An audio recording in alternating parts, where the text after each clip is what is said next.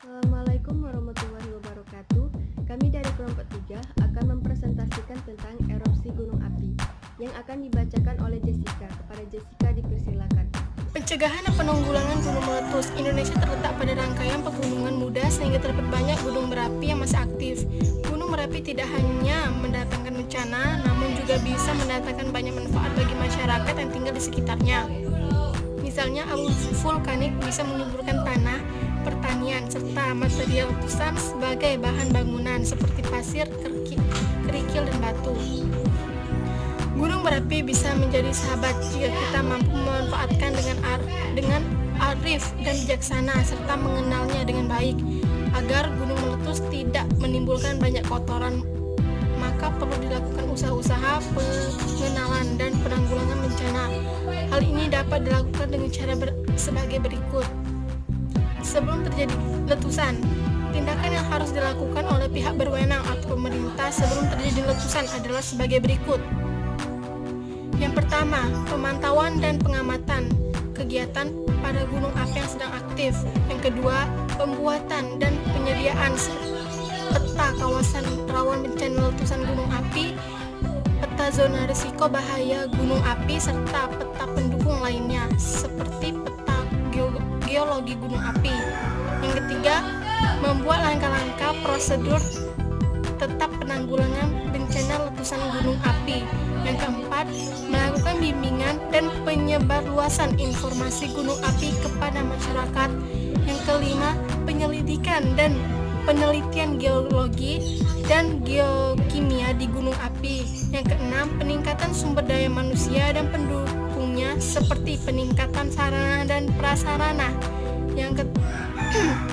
Tindakan yang harus dilakukan oleh individu atau masyarakat sebelum terjadi letusan adalah sebagai berikut. Yang pertama, mengenal daerah setempat yang dapat dijadikan tempat pengungsian. Yang kedua, memantau dan mendengar informasi tentang status gunung api. Yang ketiga, mengikuti bimbingan dan penyuluhan dari pihak yang bertanggung jawab.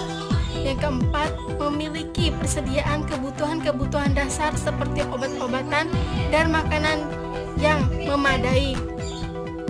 Yang kelima, mengikuti arahan evakuasi pihak berwenang. Yang keenam, membawa barang-barang yang berharga, terutama dokumen dan surat penting. Dan dilanjutkan oleh Leani Rizka. Kepada Leani dipersilakan. Cara menanggulangi saat terjadinya erupsi gunung api yaitu: pertama, patuhi perintah evakuasi dari pihak berwenang. Kedua, hindari arah angin yang searah dengan abu vulkanik agar tidak terkena hujan abu. Yang ketiga, hindari daerah lereng gunung, sungai, aliran lahar, dan lembah. Yang keempat, pakailah masker, pakaian tertutup, topi, serta kacamata pelindung. Yang kelima, hindari menggunakan lensa kontak. Yang keenam, tetap berlindung di tempat aman. Yang ketujuh, tetap dan pantau keluarga untuk tetap bersama saat evakuasi.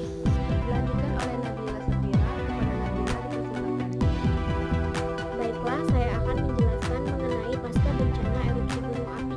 Apa saja sih yang bisa kita lakukan? Yang pertama, apabila kita tengah berada di kamp pengungsian, maka dari itu kita harus terus-menerus update informasi mengenai keadaan gunung.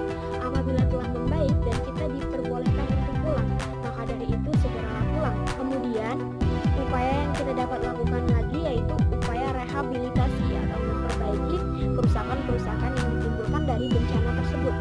Selanjutnya yang bisa kita lakukan adalah membantu orang-orang di sekitar kita. Kemudian kita juga bisa melakukan upaya rekonstruksi si gunung api ini. Apa yang bisa kita lakukan? Nah, kita bisa membangun rumah atau fasilitas-fasilitas lainnya dengan menggunakan alat dan bahan yang berkualitas tinggi dan benar-benar kuat. Jadi pada saat abu vulkanik menyemprotkan itu meminimalisir adanya kerusakan ataupun ambruknya rumah kita. Kemudian kalau belum ada pantauan atau himbauan oleh pemerintah untuk beraktivitas kembali seperti biasa, jangan dulu melakukan aktivitas kembali seperti biasa. Apabila telah dihimbau, oh ternyata keadaan gunung sudah aman, maka dari itu kita diperbolehkan untuk melakukan aktivitas kembali seperti biasanya. Terima kasih. Baiklah, kami akhiri. Wassalamualaikum warahmatullahi wabarakatuh.